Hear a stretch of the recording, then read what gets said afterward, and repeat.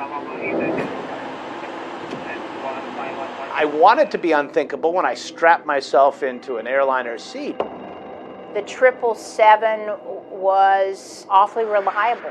In this flight, there was nothing unusual about it. It was just after midnight, hundreds of passengers. 370, maintaining level 350. As a passenger, you would have no idea that there was anything about ready to go drastically wrong.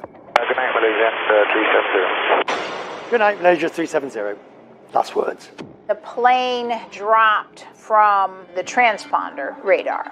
For it to just go off the radar is mind-boggling. A 777 with 239 people on board had vanished. What went wrong? It's really stunning that an aircraft, a 777, could just disappear.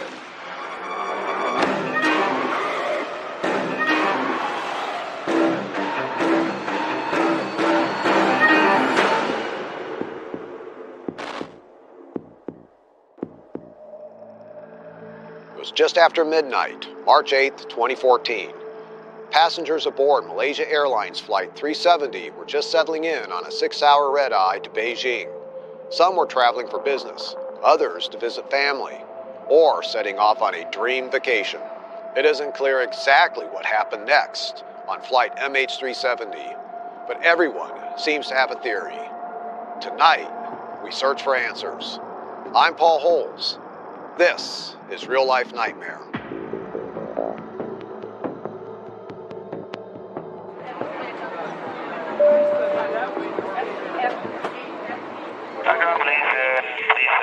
Good morning. You want Piloting tonight's flight, 53-year-old Captain Zahari Shah and 27-year-old co-pilot Fareeq Hamid. Zahari was extremely experienced. Very experienced. Captain Zahari, a married father of 3, was a 30-year veteran with Malaysia Airlines, with over 18,000 hours of flying time. And when he wasn't flying, he was an avid YouTuber. He would post videos on everything from how to fix your air conditioner to fixing an ice maker. But flying was his passion. In one YouTube video, you see him in front of his homemade flight simulator. Hi everyone. For all the hours Captain Zahari has under his belt, co-pilot Hamid is the exact opposite. He's a brand new pilot. He's engaged to be married. He is just beginning his career. The pilot in command checked in first for the flight about an hour and a half before. The first officer checked in half an hour or so after he did. We saw video of them getting on the airplane. Everything looked fine, very routine. This video, posted on YouTube, purports to be security footage from Kuala Lumpur International Airport, showing Captain Zahari and First Officer Hamid checking in to their flight. 370, 32 right of takeoff. Nice. Press on the right, Destination Malaysia 37, It's a red-eye, about a 6-hour flight to Beijing. Malaysian 370, climb flight level 350. Climb level 350, Malaysian 370. It's told to climb to flight level 350, 35,000. This plane had gotten up to cruise altitude, no major weather in the area. During this flight, you'd expect that the meals come out. The beverage service had already happened. You had flight attendants moving throughout the cabin. I love getting the chicken satay and peanut sauce. They had leveled off. People were probably getting comfortable. Many of them probably were already asleep, trying to get a little shut-eye before they arrived in Beijing. It was just a very typical routine flight for this crew. That's what it should have been. And then we start getting a whole, it gets murky.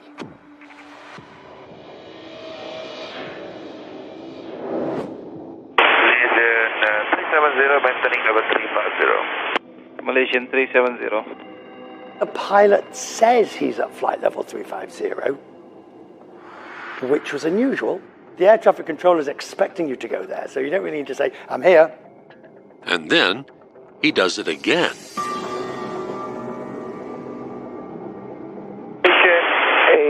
370, maintaining level 350.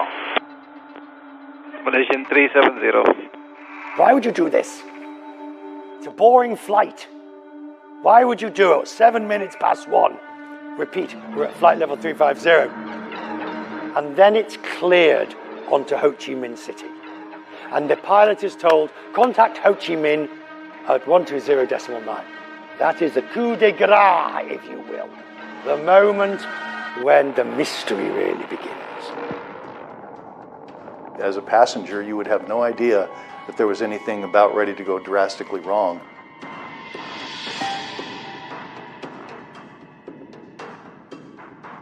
Malaysian 370, contact Ho Chi Minh 120.9. Good night. Good night, Malaysian 370.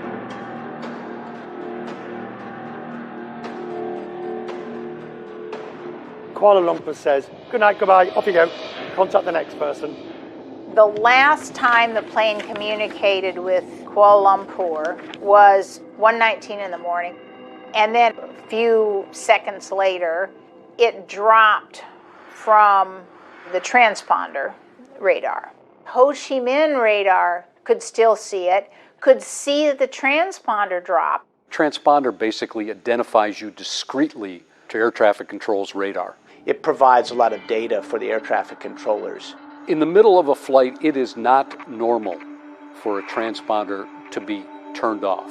That is a mystery to me, how that happened. Everything about this aircraft is designed for it to be seen one way or another and to communicate with those of us on the ground. And so that was where the mystery began.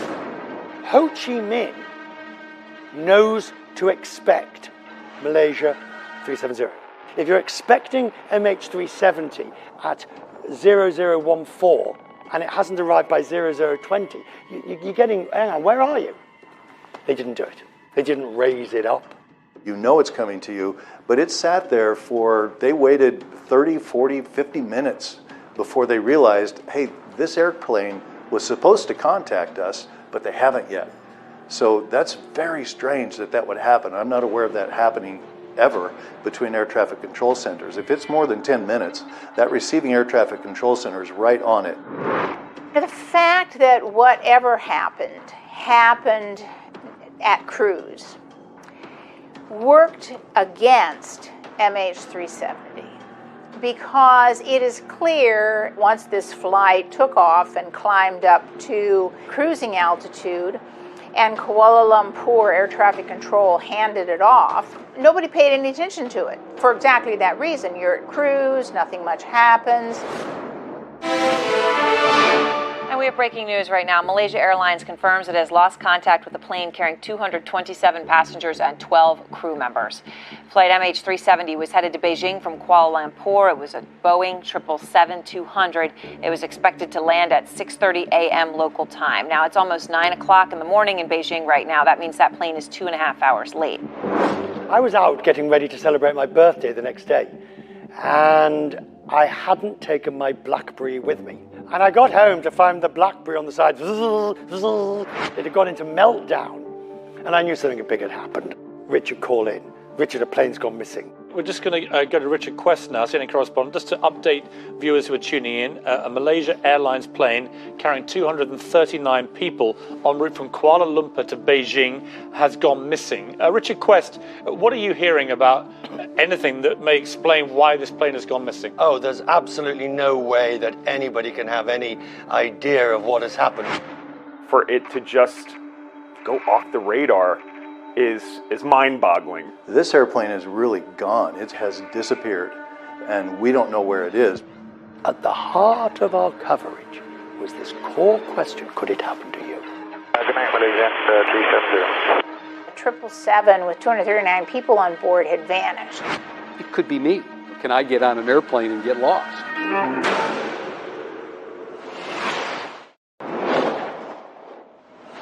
Boeing takes the wraps off its highly anticipated new jetliner. We'll take you aboard the 777. Stay with us. The Boeing 777. Over 3 million parts flying in tight formation, and they all work together just right. Come on up and take a look at our new airplane. When the 777 rolled off the assembly line, it was as sophisticated a plane as they come. It was a marvel of engineering, and it had so many sophisticated systems. I mean, it was heralded as the plane of the 21st century. You like this plane? You like this plane? It's a beautiful one. State of the art in every way. Pilots love flying it. It's a beautiful airplane. Here's our main menu, and we can control everything here. It's as sophisticated as you get. 777s don't just vanish out of the sky. Breaking news, air traffic controllers in Southeast Asia have lost contact with a jumbo jet carrying 239 people. A frantic search now underway to find a missing passenger jet. Malaysia Airlines flight MH370 disappeared from the radar. A plane full of people, 239 people, doesn't just disappear. So where is Flight 370? The plane has gone missing. It is that Friday night. It was a Malaysia Airlines Boeing 777. Boeing 777 wide-body twin jet. The plane itself, the Boeing 777-200, it's a very sophisticated modern plane known as the 777. The moment I knew it was a 777, I knew this would be big. It's really stunning to most people that an aircraft, a 777, with all the sophistication in the world that it has, could just disappear. Here is an airplane that represents the best in technology, and it disappears into thin air, essentially. 777s are among the safest planes in the sky. As best we could tell, there had been no crash, no single fatal accident with the 777. There had been incidents, but there had not been one that crashed out the sky. The question I have is, what happened? What went wrong? It's kind of crazy with all that technology that we were left with this mystery. 12:42 a.m. Flight MH370 takes off from Kuala Lumpur International Airport. 1:19 a.m. Pilots are told to contact air traffic controllers in Ho Chi Minh City, Vietnam. Malaysian 370, contact Ho Chi Minh 120.9. Good night. Good night, Malaysian 370. That's the last time the pilots are heard from. Good night, Malaysia 370. Last words. 1:21 a.m. Just 2 minutes later, the transponder is turned off. Then at 1:22, Flight MH370 disappears from air traffic control radar. At 1:22, that is when Ho Chi Minh should have expected a call from the aircraft, but it didn't. It didn't get that call. And then the plane starts to do funny things. 1:25 a.m. Military radar sees the plane make an unplanned turn to the left. The plane moves and starts to do a turn. And after it's done a turn, it goes back over Malaysia. Then it does a hook turn. Over the next hour, the plane continues to fly in a disturbing pattern. It had great deflections in altitude. It climbed up to 39,000 feet. It fell to 29,000 feet. And at one point, it had climbed up to well over 40,000 feet. It got as low as 4,800 feet. I mean, commercial flights don't fly at 4,800 feet. That's not your airspace, except if you're taking off or landing. Then at 2:22 a.m., Flight MH370 completely disappears from all radar. Finally, at 2:40 a.m., Kuala Lumpur Air Traffic Control notifies Malaysia Airlines that Flight MH370 hasn't been heard from. Nobody ever pushes the big red button, the defestra button that says, missing plane. And it's hours before that happens.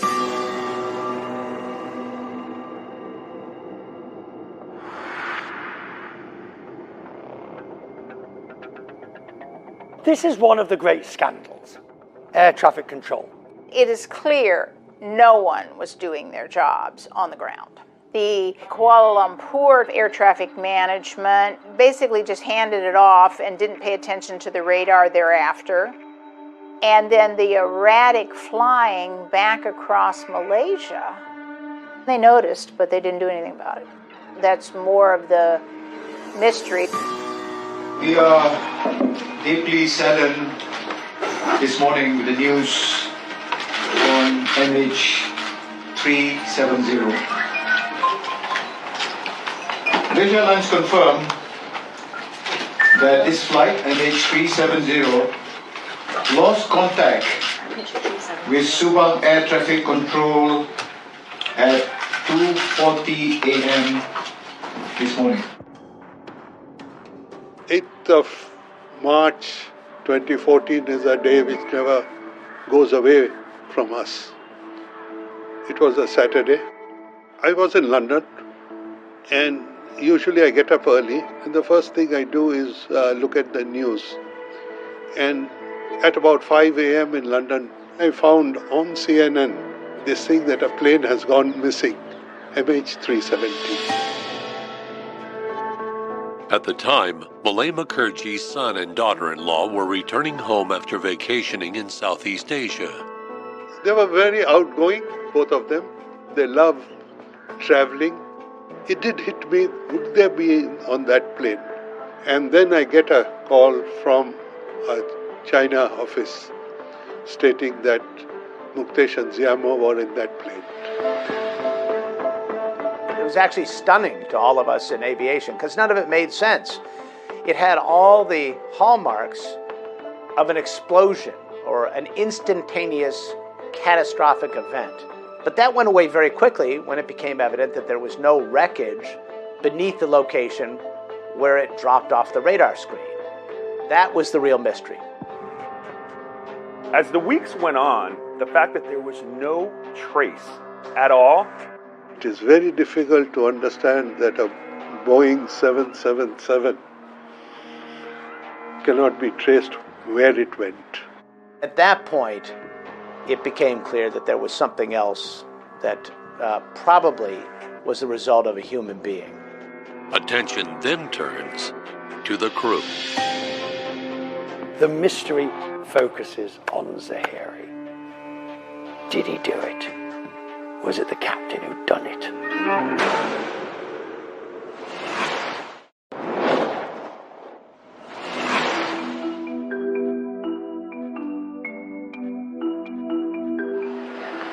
Come on in. Welcome aboard. Welcome aboard. Welcome aboard. It's February 2014. CNN anchor Richard Quest is filming a piece for CNN International series Business Traveler. One of the focuses of this upcoming episode, Malaysia Airlines. Oh, yes, Alan. Oh, I'll have a piece of garlic bread. The garlic bread, thank you very much. Lovely. Yes, but once more there. Thank you very much. Thank you very much. That looks excellent. Excellent. Business class, of course, costs a great deal more, but you do get a great deal of legroom, much better food offerings, and a much nicer, more pleasant experience. As the passenger, you have to quantify all of this and put it against the price.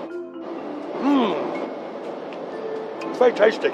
But that show would never air.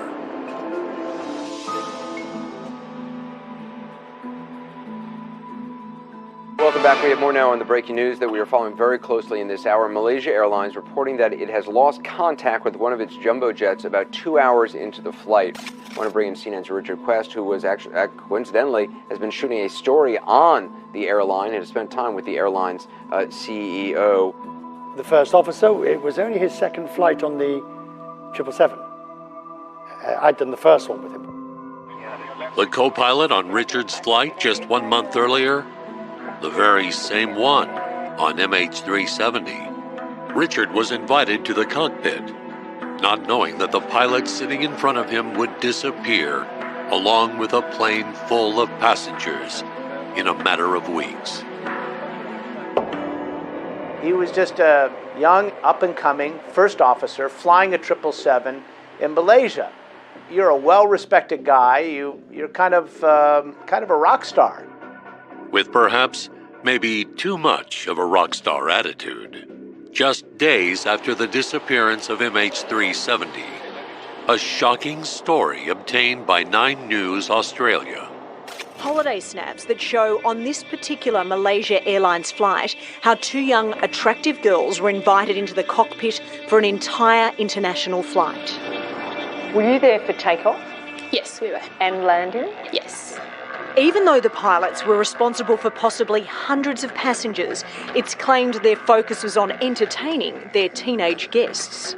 More chilling is the fact this co-pilot, Farik Abhamid, is the very same pilot aboard the missing Malaysia Airlines flight. In the U.S., after 9/11, to this day, the U.S. is very strict with cockpit safety. You know, there will be a drink cart blocking the cockpit every time a pilot goes in and out. And what I've noticed flying internationally, that isn't the case. The first thing I did think about was, okay, this is a terrorist activity, right? Someone must have gotten into the cockpit. But what if it wasn't a stranger in the cockpit? It has all the hallmarks of an inside job. It's funny how you question everything when you don't have an answer. David Susi, a former FAA investigator, says even the purported airport security video raises questions. It's a little too nonchalant. If you look at them, their eyes are cast down. If you start piecing together the circumstantial case here, you're really left with only one conclusion. It was done by a human hand. The question we have left is, what human? Why are all these communication paths shut down? That's where it doesn't add up. There's no reason for us to change any of the functions on the transponder. It's usually on or it's in a standby mode. This is one of the mysteries of Malaysia 370.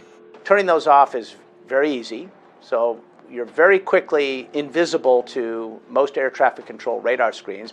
The report does not conclude whether it was turned off or it failed. They cannot tell that. The suspect most often brought up, unfortunately, was the captain. And you get these weird things coming out. He had a flight simulator at his home. He apparently had practiced flying flights down to the southern Indian Ocean, where there's nothing there.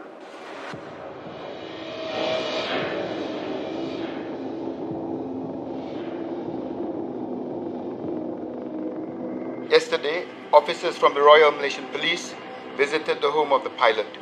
They spoke to family members of the pilot, and experts are examining the pilot's flight simulator. He had two homes. Rumor is he was having an affair, but we don't know. Investigators are still combing through every scrap of information, much of it collected here at the pilot's gated community. What we've learned over the years is that Zahari, while having this facade of being the ultimate seasoned airline captain, there was a lot of evidence he was clinically depressed. He was estranged from his wife.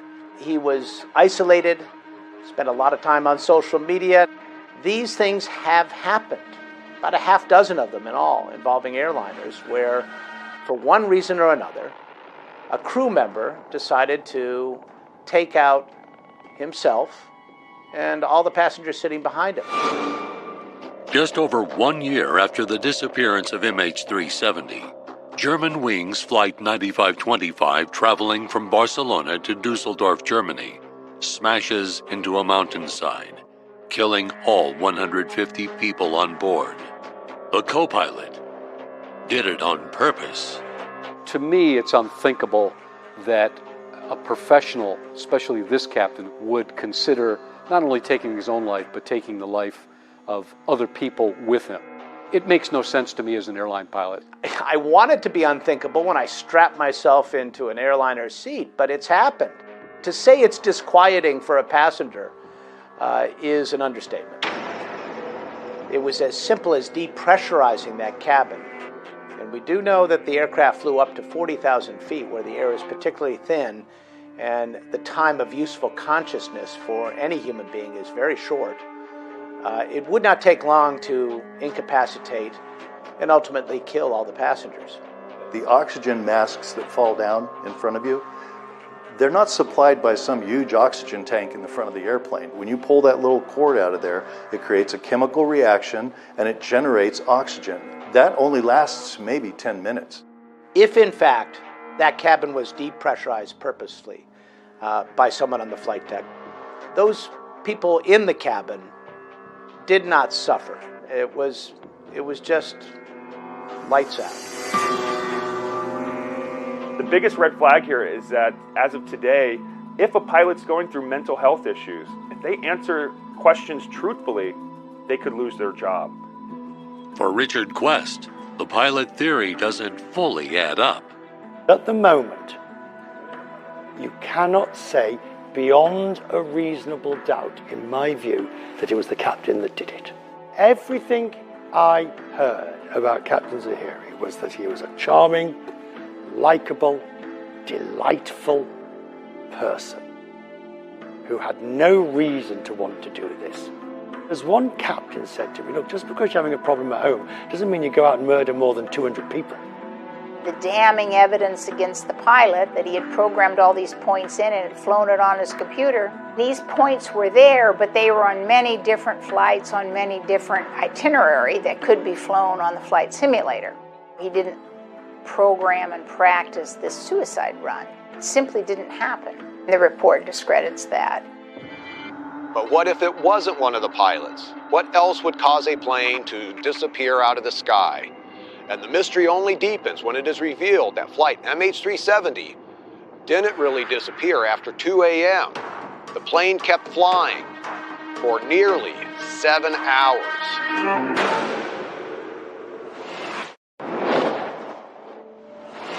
March 8th, 2014, Malaysia Airlines Flight 370, what was supposed to be a routine 6-hour red-eye flight from Kuala Lumpur to Beijing, is anything but. Within 40 minutes of takeoff, the flight literally disappears into thin air. It's a made-for-TV movie, mystery. I think the biggest question is why? What happened to MH370 isn't normal by any stretch. Even more unusual, a discovery just days after the disappearance. The 777 being used for flight MH370 that night had been equipped with a satellite communication system connected to a London-based company called Inmarsat. It never vanished from satellite communications. Whenever a plane goes missing that has a contract with Inmarsat, the first thing they do is go and get the data. It's discovered MH370 connected with Inmarsat satellites 7 times over the course of roughly 6 hours, after the plane was last seen on radar at 2:22 a.m. Something known as a handshake. Hang on, this plane handshaked 7 times. MH370 used an Inmarsat satellite system to transmit its position. Each time a handshake with the satellite is established, a ring of possible locations equidistant from the satellite in space can be plotted on the Earth's surface. Authorities believe the plane was on autopilot throughout the mysterious flight, the whole time sending out these electronic handshakes to satellites. The last known handshake? 8:19 in the morning, meaning the aircraft was still flying. But by 9:15 a.m., MH370 was completely unresponsive. Now you're being told it kept flying for 7 hours. Everyone was saying nefarious at the time. Everyone was thinking that it had been hijacked, that someone had taken it. But if not an intentional act, what could have caused the disappearance of Flight 370? Could its sudden turn back toward Malaysia offer some clues? Why is it that they went that way? My initial thoughts about what happened just looking at the radar track that was being publicized early on in the disappearance was that these pilots had an emergency. I started analyzing why it would have taken that particular heading that it did. It had 360 degrees to choose from, and the particular heading that it chose, what I discovered is that there's a maintenance base, a Malaysia Airlines maintenance base at an airport that is almost exactly at that heading. To me, it tells me that the pilots had the heads up to know there's something major wrong with this aircraft. If you had an emergency that you wanted to get back on the ground quickly, that's what you would do, right? You'd turn right around, a 180, you'd probably head right back to Kuala Lumpur. But if you're able to do that, why aren't you sending out some kind of distress signal? That's the big problem with the technical fault one. Why was there no Mayday? Mayday, Mayday, Mayday, MH370, MH370, distress, Mayday, returning to Kuala Lumpur. Nothing like that. We aviate, navigate, and communicate. The first thing that these pilots are trained to do is to get the airplane under control. The next thing is to make sure that they're navigating to where they want to navigate to. The final thing is to communicate and to do that Mayday call. They may not have had the opportunity because they were so busy with whatever emergency that they were trying to handle. It's possible that they didn't have time to do a Mayday. Got a news for you. Right under the cockpit is the aviation bay. The aviation bay, also known as the Equipment and Electronics Compartment, or E&E, which houses all the electrical and communications equipment for the plane. I do believe in Occam's razor. Occam's razor says that the simplest explanation is most likely the best explanation for what happened. To me, there's a very simple and good explanation for what happened. And what that is to me is an explosion or a fire inside the E&E compartment, the equipment and electronics compartment, that would have taken out all the communications in the aircraft at one time. The David Susi magic fire story just does not add up. It really doesn't. I don't know of a scenario where a fire could occur that quickly, eliminating all those layers upon layers of communication. The amount of communication that had to go out instantaneously is actually kind of stunning. And even if there was a fire in one part of that E&E bay, it seems to me that the crew could have gotten some sort of message out, some sort of Mayday signal out. And then, if that fire is raging, and presumably there's nobody there to stop it, how did the plane keep flying for 7 hours? It just doesn't add up. Literally underneath the pilots, 2 large oxygen cylinders. Did they explode? Was there a slow leak that they all just slowly went off to sleep? The official report says, buried in the midst of it, they cannot rule out that this was an accident event. They know for a fact, it's documented, that the oxygen system had a leak. They had to keep replenishing it. And the report said it could have been an oxygen event. We can't rule that out. Could the explanation be even more bizarre? What's in the cargo hold has investigators scratching their head.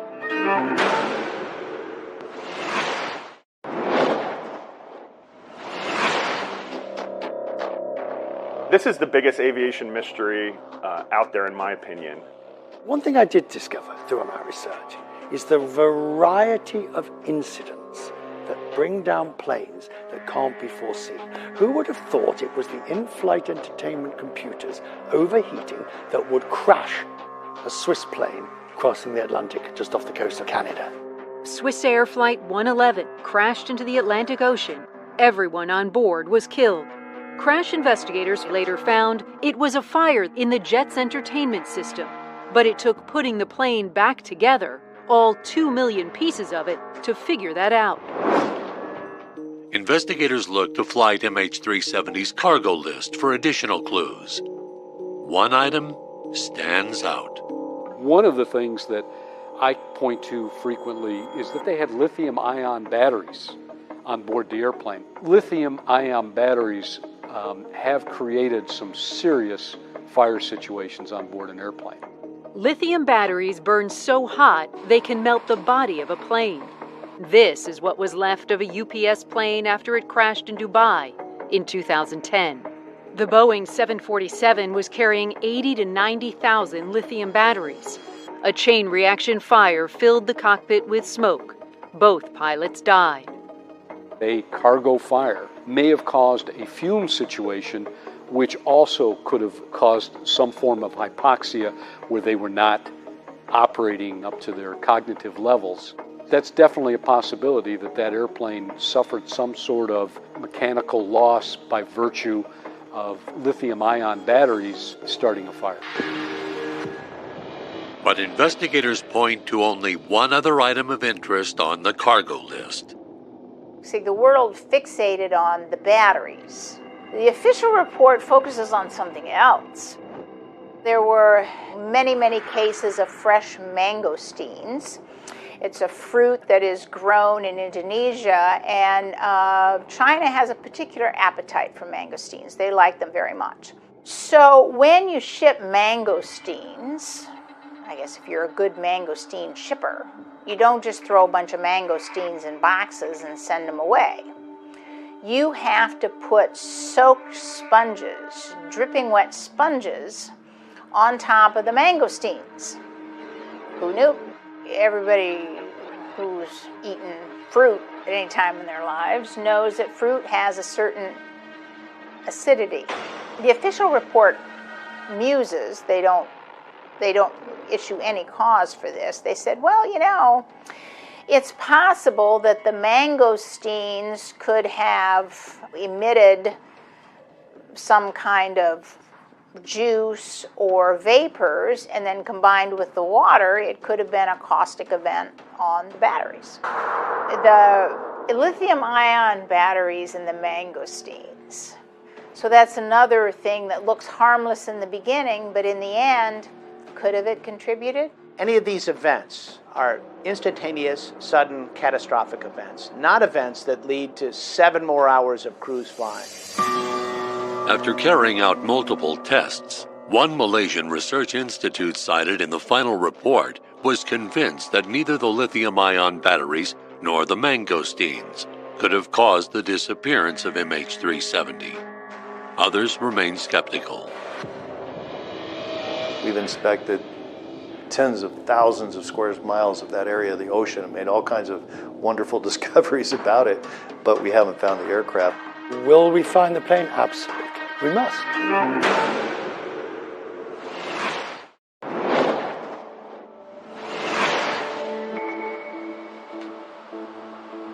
That day, 8th of March 2014, will always remain a dreadful memory. You know, the trauma was more because of uncertainty. It could be a missing plane, it might be somewhere.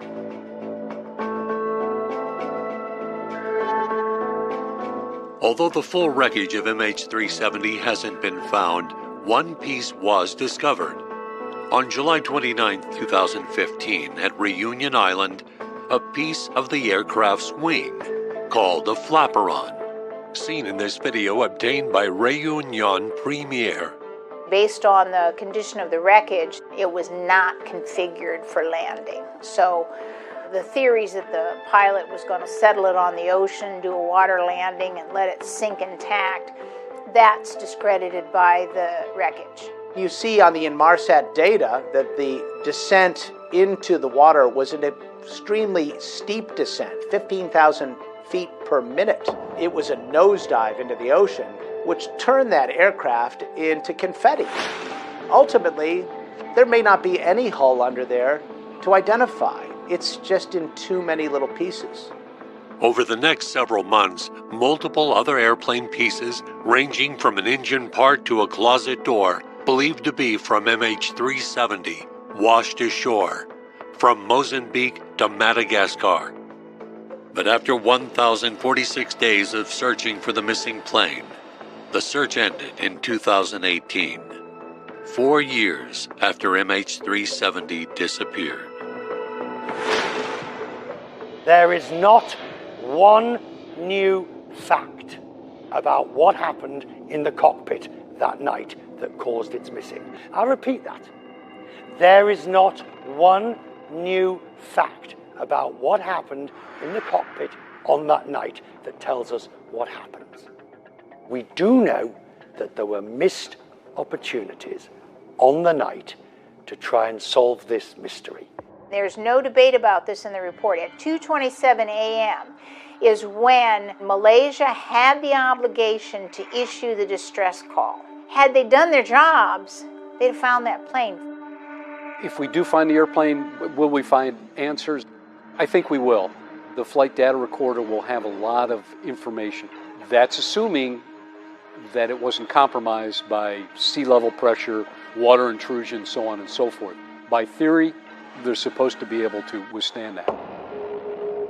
I think MH370 captivated the world really for two reasons. One, because it was so amazing. I mean, how could this airplane vanish? But I think a very close second is that people did not want to believe it. So many people wanted to latch on to a crime scene explanation. You know, oh, the pilot did it. The pilot committed suicide. And there is one sure conclusion in the report, is that there's no evidence of that. None. Listen, we all are fascinated by mysteries. Yeah, it could happen again. Flying is still extremely safe, so it's not going to stop me from exploring the world. I can only imagine what it is like for those family members who lost loved ones and to not know the real story. What do you think happened? Well, that's $1 million question which has never been answered up to now. You know, initially I was just convinced that it would be found. I was just sure of it. But at this point now, so many years later, I think not. Hopefully one day we get answers, but I'm not holding my breath. Will we ever know what really happened to MH370? That remains a mystery. I'm Paul Holes. Thanks for watching.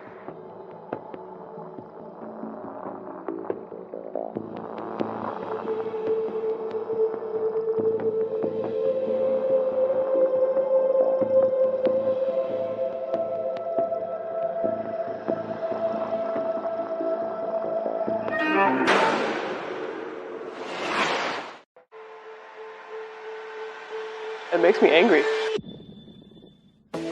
2 years old, full of life. Everyone just fell in love with her. 2-year-old Ariana missing under the most suspicious of circumstances. It is very rare that you see cases like this. Do you believe that Ariana is still alive? Very vibrant, beautiful young child. Now it's a search for Ariana. This has remained an active investigation since the very first day. Her mother, Nikki Fitz, found in a shallow grave. This location is very interesting because it is right along a pedestrian path, which made it possibly easier for them to gain access to this location. There is no way that she deserved what happened to her. Somebody out there knows what happened. We need them to come forward. We continue to actively investigate this case. We will continue to investigate as long as it takes to find out what happened. I'm Paul Holes. This is Real Life Nightmare.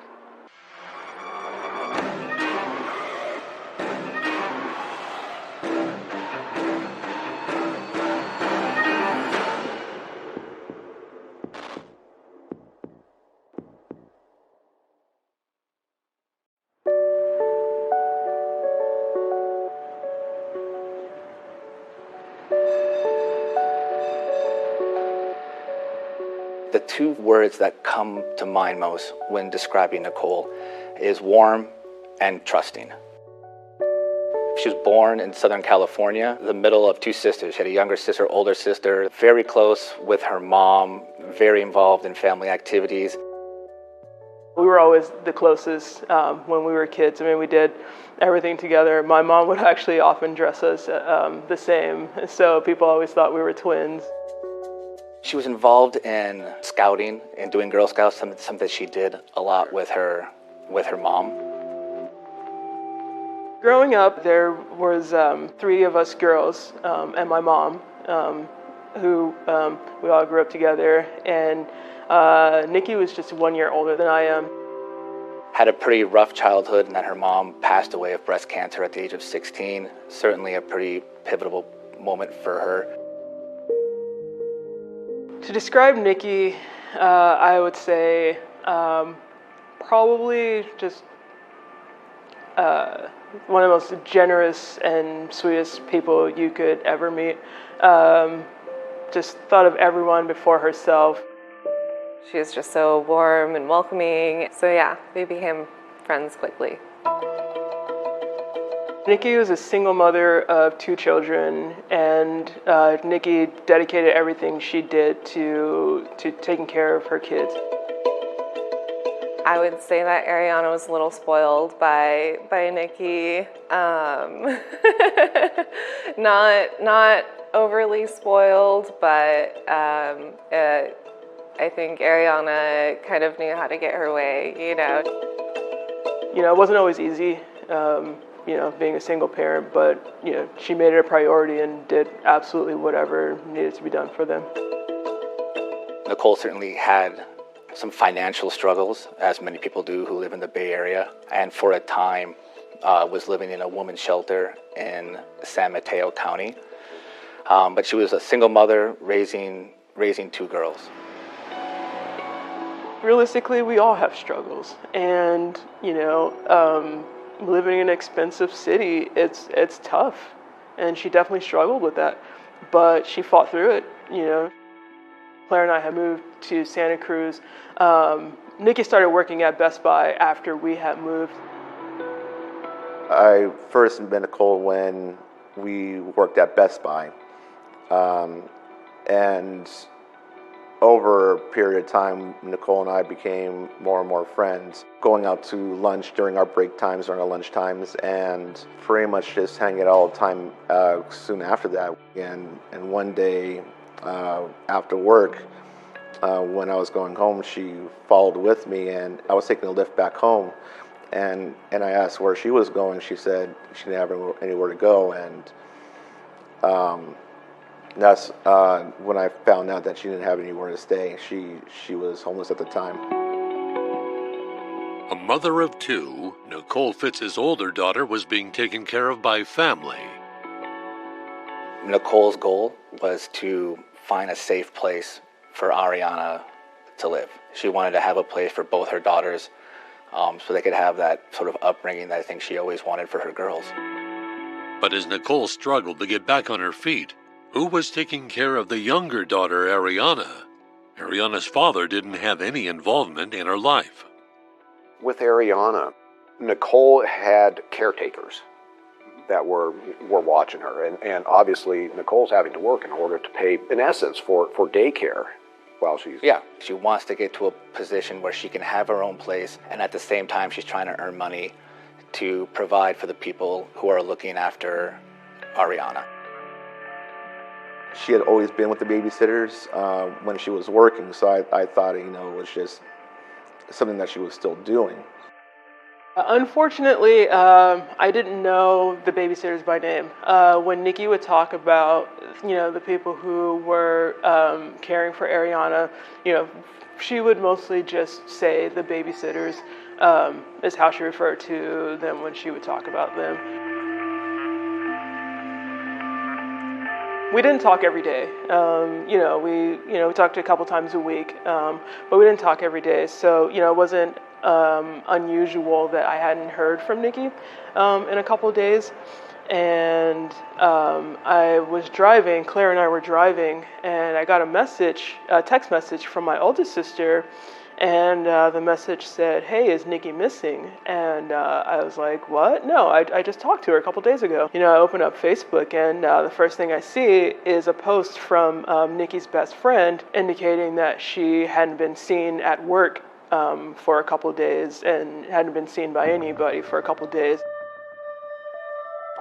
I received a phone call from a mutual friend and someone that we both worked with, and she called me and said Nicole had never came home, and I was like, "What do you mean? I was with Nicole and I dropped her off." "Well, what do you mean?"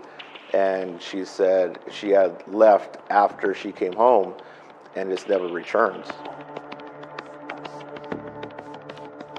I was actually driving, and I had to pull over immediately.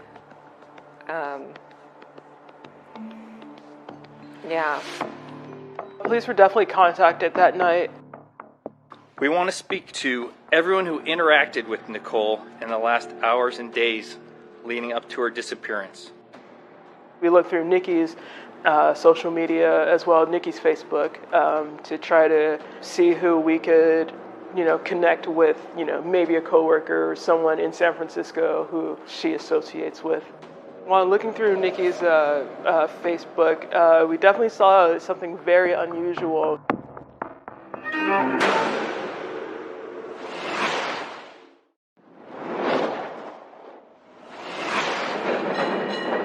In San Francisco, a mother of two, Nicole Fitz, goes missing after work.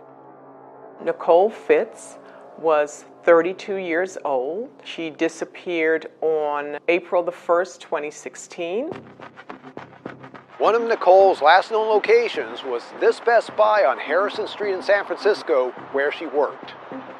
Investigators coming to Best Buy and getting video surveillance of her movements through the store, as well as her leaving the store at the end of shift, would be something that would be highly scrutinized.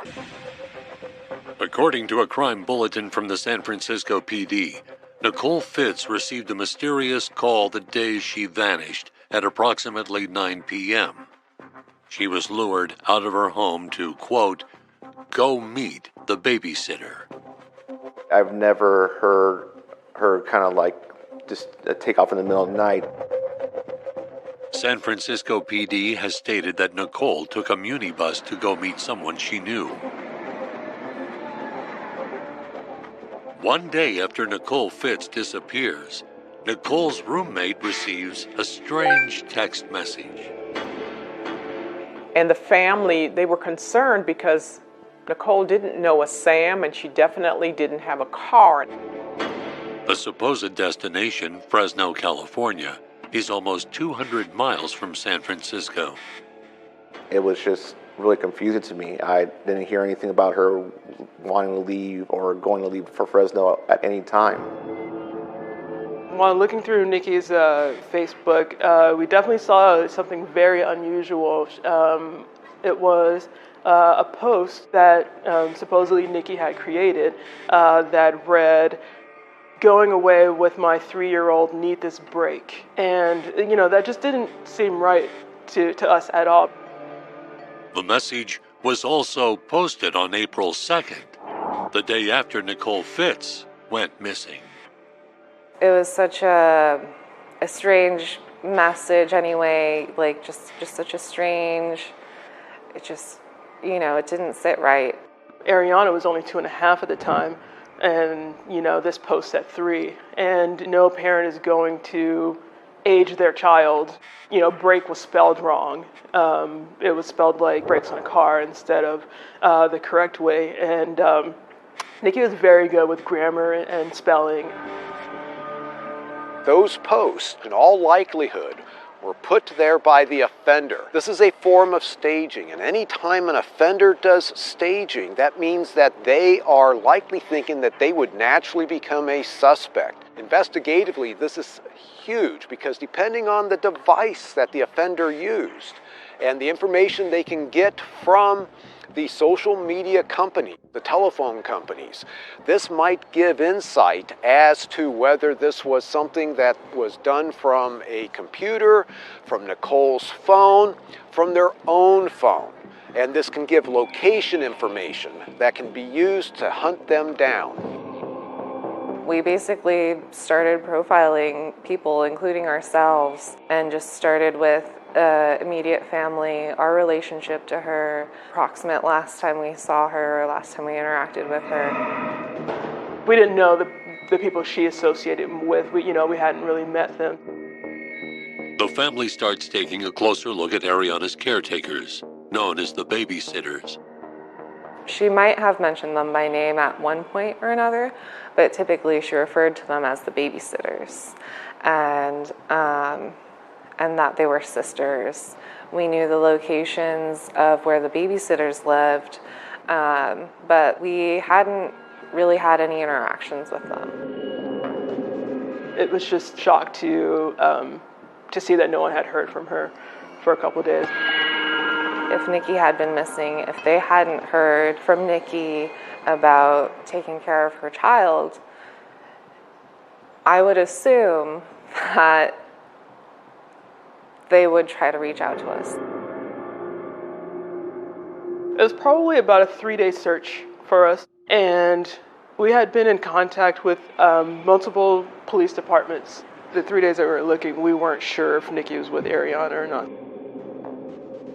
That question would be answered just a few days later with a shocking, significant discovery at this San Francisco park.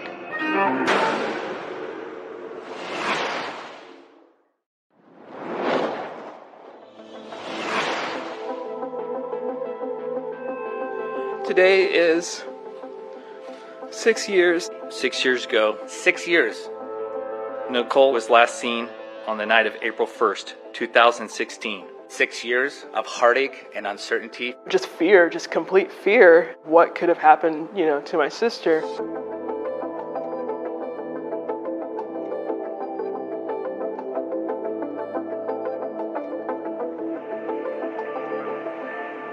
My sister and I were in a coffee shop, and we get a call from a detective at the Hall of Justice in San Francisco, and I was very excited for that call because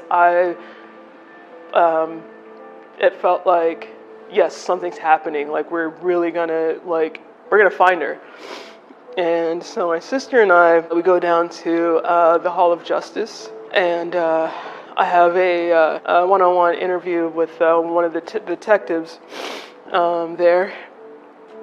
And when we're done, he wants to, he tells my sister and I to go and take a little break. Then he calls us back in.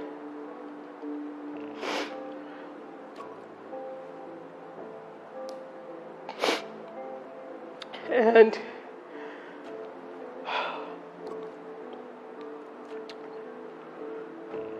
he says, "This is the hardest thing I have to tell you." And I don't let him finish because I know what he's going to tell me.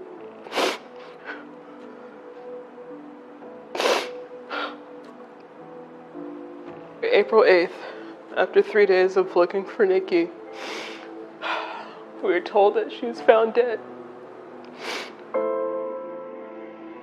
At 10:30 a.m., Parks and Rec employees found Nicole's body at San Francisco's McLaren Park.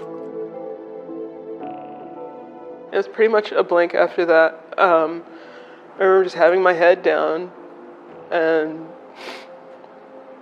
just crying my eyes out. And my sister coming to hug me. Shortly after I arrived, they informed me that Nikki was found.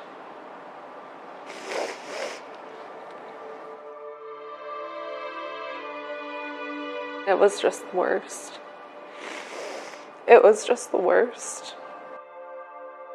Nicole was the type of person that would kind of do almost anything for you, and knowing that she was killed, it didn't make any sense. So I just was just sitting and thinking, what happened? San Francisco police revealed Nicole Fitz was found still wearing her Best Buy shirt. Was there any indication she was killed at the location where her body was found, or do you think that she was killed elsewhere? So we're going to hold back on the cause of death, because there's some relevance there, as this is still a very active investigation. Could you kind of explain from your perspective the reason why bits of information that might be useful for the public to know but is not being put out there? I can certainly understand the public's frustration when law enforcement has to be intentionally vague or hold back aspects of the case.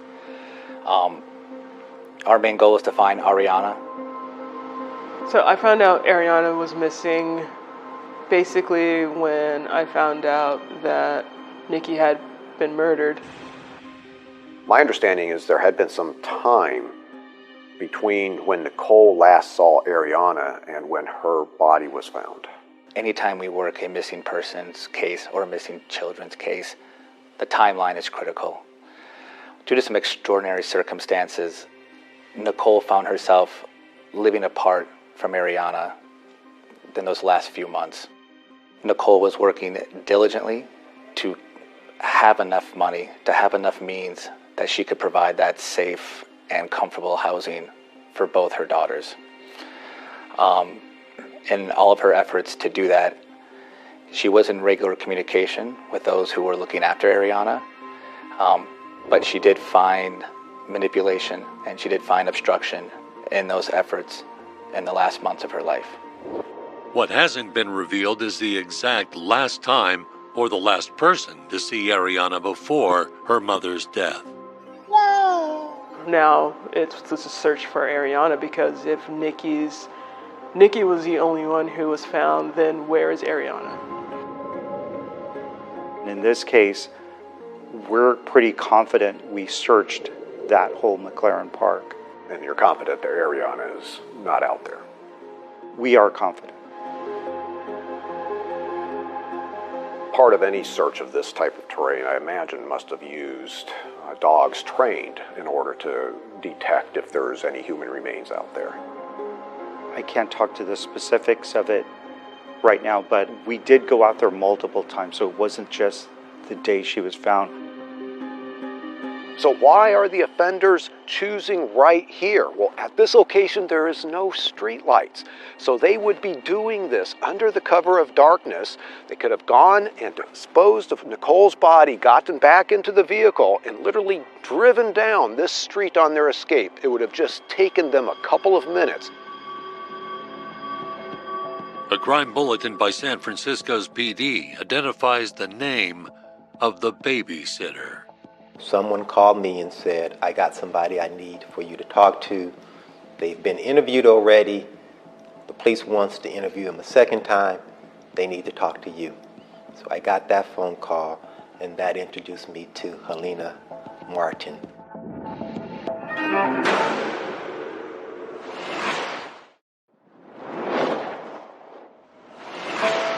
2-year-old Ariana went missing under the most suspicious of circumstances in the San Francisco Bay Area in 2016. Her mother, Nikki Fitz, was found in a shallow grave in San Francisco's McLaren Park, but Ariana was gone. I also want to make a plea to people out there to actually look at this as a single mother who was trying to do the right thing, was working full-time, and is trying to manage her life, and she lost her life. And we have to remember that Nicole had an older daughter who, for obvious reasons, for her safety, we're not going to mention. But since Ariana's disappearance, she's had to grow up without her baby sister. I would do anything to find her. I want nothing more than to bring her home. When it comes to April 1st, which was the last day that anyone saw Nicole, the last thing that she was doing was she was going to meet with the people who were looking after Ariana. So she told her roommate that that's where she was going to do.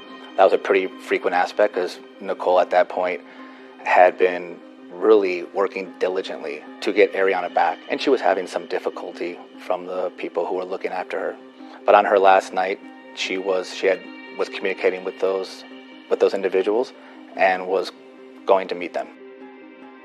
It became pretty clear pretty quickly that there was a connection between someone taking Nikki's life and someone having Ariana. So you have a homicide of Nicole, definitely SFPD jurisdiction, and then the missing girl case, 2-year-old Ariana, that's federal jurisdiction. Is it possible that these are two unrelated crimes? You know, we're confident that they are linked.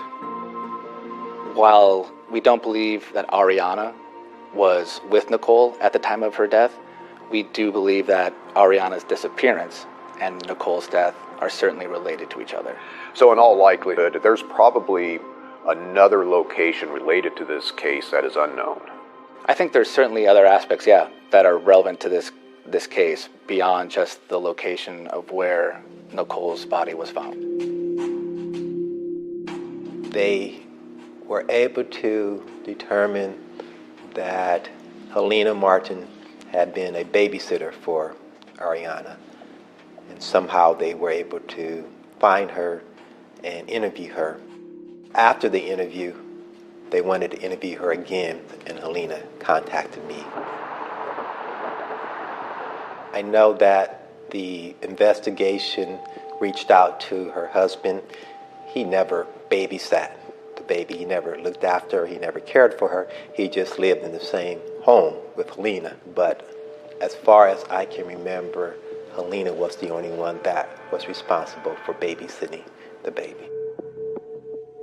People I hadn't heard from in 10 years jumped on to express some sort of concern. Here are the people who care for Ariana daily and nothing.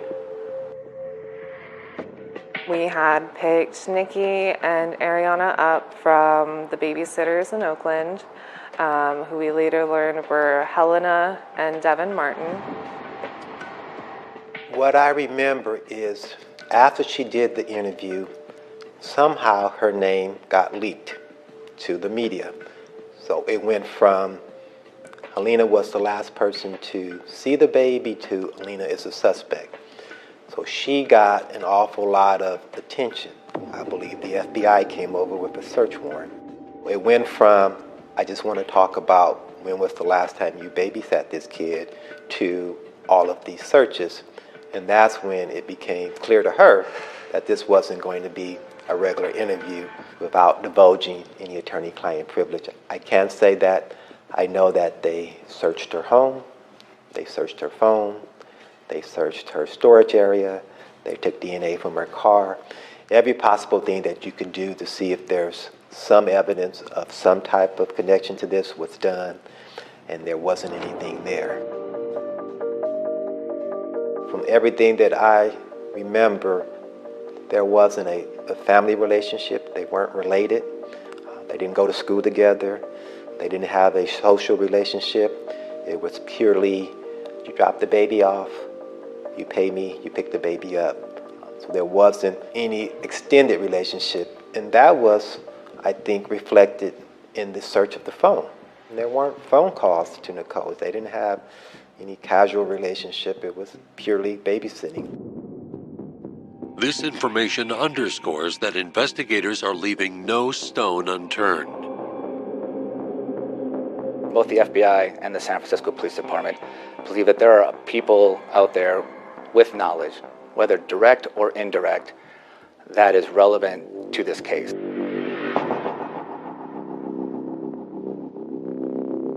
I'm standing at the very spot where Nicole's body was found in a fetal position in a shallow grave that was just 3 feet wide. This was actually a neighborhood park, and this was a playground, Lewis Sutter Playground. It's like in a flat area adjacent to homes in the area. And so this is unusual to be finding a victim of a homicide at this particular location. Yes. Nicole's body was found really within just a few dozen feet of a primary road next to the park. Her body was placed behind a barrier of vegetation. This was easy access to the offender. They wanted to position Nicole's body so there wouldn't be visibility from the street. In that grave was Nicole Fitz, and there was plywood over the grave with a marking on it. It may have been something used to help carry the body, and if it had been like a stretcher, then it required 2 people to carry Nicole's body on the piece of plywood. It also is something that is being used to cover her body inside this shallow grave, to hide her, to delay discovery. The piece of plywood is an interesting bit of evidence because it has a unique symbol on that piece of plywood that I think somebody would recognize having seen it. It is absolutely significant because it provides a unique characteristic to this piece of plywood that somebody in the public might recognize. They may have seen this piece of plywood at the offender's house, in the bed of the offender's pickup if he's driving a pickup, or someplace else. So it is hugely significant to pay attention to the plywood and the symbol that is on the plywood. Someone must know something, and we need our community to rally around this family. And if someone knows something, they need to say something. The FBI also expands the investigation to Nevada. So we're certainly interested in the Bay Area. Nicole and her family spent significant time here. But we know that there are individuals with information, potential witnesses, who have since moved out of the Bay Area. So between the Bay Area, the entire state of California, as well as some who have relocated to Nevada. Not only have we been able to glean more from the evidence that was originally collected in the case, but in the last 6 years, we've also come up with new evidence related to Nicole's murder and Ariana's disappearance. It sounds like to me that whoever is involved in this case should be getting nervous. I would certainly hope so.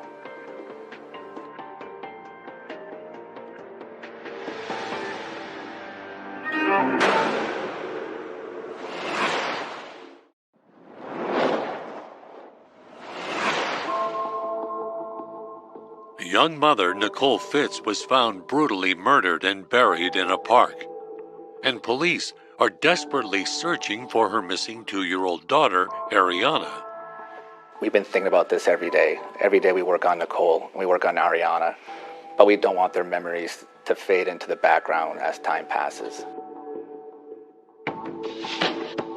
Our main goal is twofold.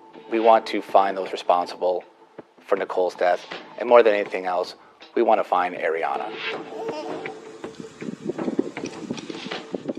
She's just so smart and so sweet and just the cutest, bubbly.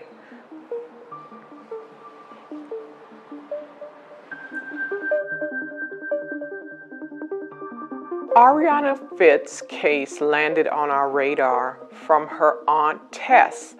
She contacted the organization because she ran into a number of barriers in trying to find her toddler niece. The thing that Nikki would want is to know that her daughter is home with her family. So that gives me the strength to do whatever is necessary in the search for Ariana. When Tess reached out to us, we, wanted Ariana to be a household name too. I do trust that that the detectives and people investigating, I do trust that they are telling me what they can. I haven't heard from an investigator. She hasn't heard from an investigator for some time now. I think there was some evidence that she cared for the baby, babysat the baby, last in January or early February of 2016. And she told me, as much as it's worth someone telling you something, that she had nothing to do with the death of Nicole Fitz and the missing daughter. There are other items of evidence, and we're forensically looking at every single item, but sometimes we also need that dynamic, that relationship with the item and how it fits into the whole crime. According to family and friends, in the months before she went missing, Nicole Fitz was in a toxic living situation. Things turned sour with the female roommate who let Nicole rent a room. She was kind of telling me the situation that was going on with Limasani, and just like the complete disrespect that she was having for her, the way she was treating her. And, I told Nikki, I was like, just say the word and, we'll come and get you and Ariana. And we went to Limasani's so that Nikki could pick up her things and Ariana's things because Nikki was done. She wanted to move out. She wanted to get out, and she came home to Santa Cruz with us that day. But Limasani refused. She refused to give Nikki any of her things. The most we got was Ariana's car seat. We didn't get Ariana's care package, like her diapers. We didn't get any snacks that she might have had. We didn't get any of Ariana's toys. When I did learn that Ariana's babysitters were relatives of Lemasani, I did have some concern about that. I didn't think it was a good idea. From an evidentiary standpoint, there have been tremendous advances in the fields of forensic evidence, in the fields of genetics. Additionally, our capabilities in terms of exploiting digital evidence have grown leaps and bounds.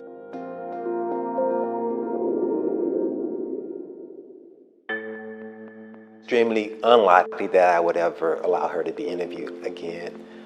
I think it's also unlikely that they're ever going to find anything that attaches her to the case. Not only have we been able to glean more from the evidence that was originally collected in the case, but in the last 6 years, we've also come up with new evidence related to Nicole's murder and Ariana's disappearance. I'm going to be a little bit vague as to what that evidence indicates and what it is, but it is certainly providing a more complete picture of what happened. There is potentially a little girl, Ariana, that is out there and is with somebody. So now an outreach to the public is so critical to have people looking for Ariana. Do you believe that Ariana is still alive?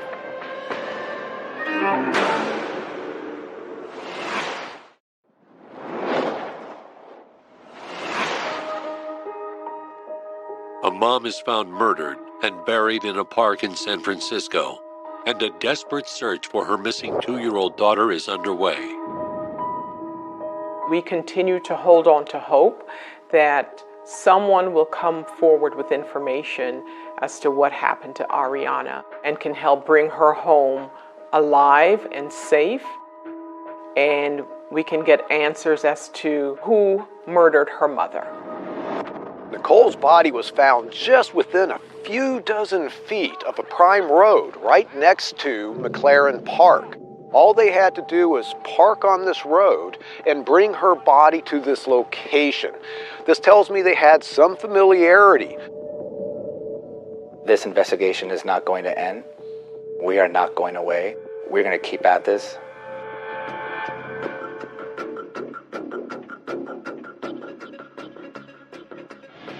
It has been almost 60 years, and we continue to search for Ariana.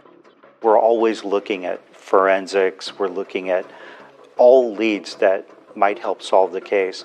But many times there's always that one person that can help us and give us some information on what was Nicole doing that morning. Who did she talk to? Do you believe that Ariana is still alive? I hope Ariana's still alive. We're going to proceed in this case that we have a missing child, and we're going to do everything we can to find a missing child, and that's not going to change until evidence proves elsewise. Most likely, nothing's probably going to happen until they get another lead, until someone comes in and provides some information or something checks out that didn't check out before. We're asking every person who saw or interacted with Nicole on that Friday or the days before to think back to that time.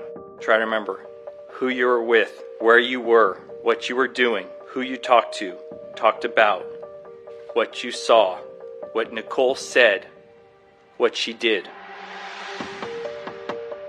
Right now we're looking for an 8-year-old girl. Yeah, which, obviously her physical appearance would have changed dramatically. Her physical appearance has certainly changed. We've worked with the National Center for Missing and Exploited Children. They have experts who do an age progression to come up with images of what we believe Ariana looks like today. It's so important for us to just share this within the community. Young children who go missing change their physical characteristics very quickly, not looking like the photos that were last taken of them. Age progression sketches are often the best guess of what they look like today when people are now looking for them. The FBI and the San Francisco Police Department are working with NCMEC to put up billboards with photos and age progression images of Ariana throughout California and Nevada. She's no longer a toddler, so her features have changed. But we want people to take a closer look at her picture and see if it resonates with you, and you may have seen her. Eager to solve the case, the San Francisco PD has increased the reward from the original $100,000.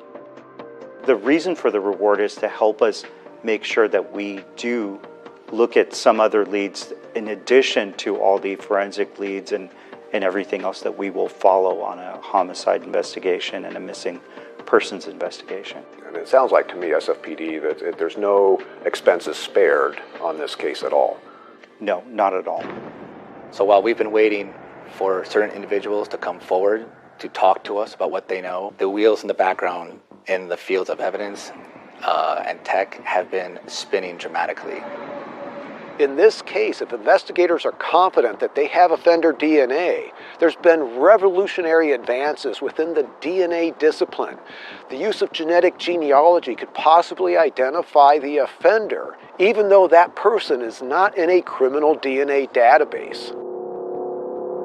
With Ariana being so young, she may not even know, that she was abducted or kidnapped, and you wonder even if she has memories of her mother, because she spent quite a bit of time in her, formative years with her babysitter. If anybody out there in the public sees somebody they know that all of a sudden showed up with a child, maybe claiming this young girl was adopted, or went off and came back, well, I got pregnant and now I have this young child, please pay attention. If that child looks like Ariana, call that information in to the San Francisco police. We need the community to step up and to help us find Ariana. Share her profile. Share it within your network. Let's make her a household name. I want the people who did this know this. The FBI and the SFPD are not stopping. They're going to keep on looking until they have someone in custody. We are not going to stop asking the questions. And we're going to keep at this until we find Ariana and until we find those responsible for Nicole's death. I just want to find Ariana. I want to hear her voice again. I think about them both every day. In my mind, I still hear Nikki. In my mind, I still hear Ariana. It's incredibly difficult to keep going every day, and we just need to be reunited with Ariana. No way I thought that I was going to be told that I would never see my sister again. It makes me angry. I think it's pretty outrageous that 5 years later, the people who killed my sister aren't behind bars.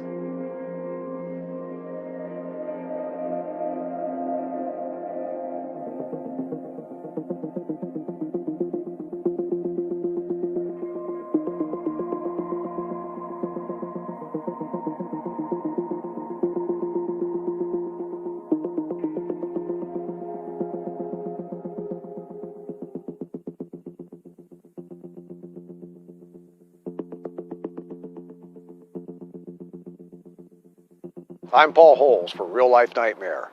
Thanks for watching.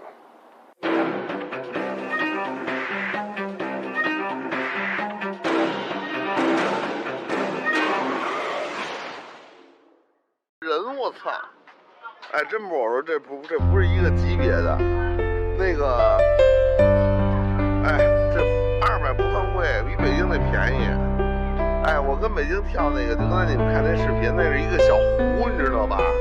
那个小湖，你给人感觉吧，反正也挺吓人。我操，这他妈面对整个大海，从他妈那往下跳，远处，哎呦，我操，那质空感，妈吓死个人呀！吓死个人呀！这动漫体验是什么？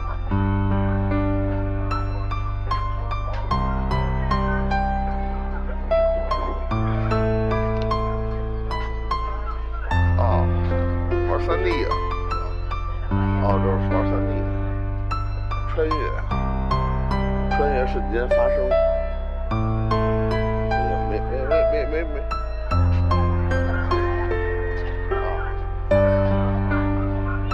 有喝的吗？来一份喝的。有屋子这有风。下边来杯奶茶吧。哎呦，喝别的。喝别的。我也看。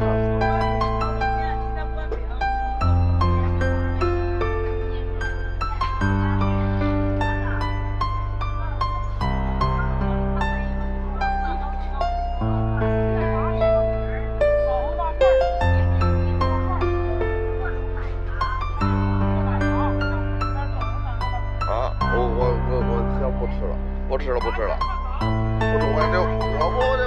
我这美食肚子，我得留晚上吃，我得留晚上看电影。我觉得咱不能吃这个，是咱们来到了，要不就吃外头的，不能把肚子浪费在这上。王哥游泳，别起码跳，哎，我跳我还跳。火箭蹦迪那边啊，火箭蹦迪我也不蹦。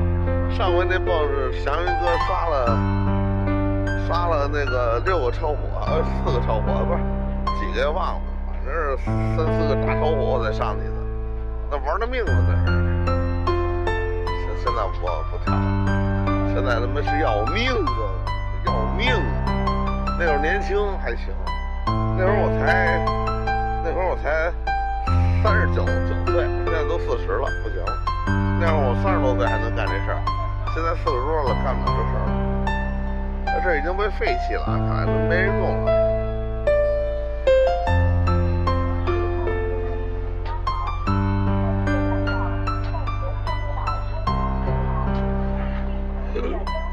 还真是100万热度。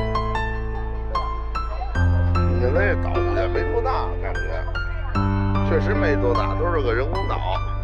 那就是个人工岛，就是个人工岛。啊，这上面都是游乐设施，他呀弄了一个人工岛，然后呢，就拿一些人为玩的玩意儿建造下来了，不是什么自然风景区，这是一个人工岛，应该是啊，人建了一个人工岛，没有什么这小孩玩的。一小游乐场主要就是这个索道，我跟你说，就是这索道赚钱，这基本我估计没人玩，基本是没人玩。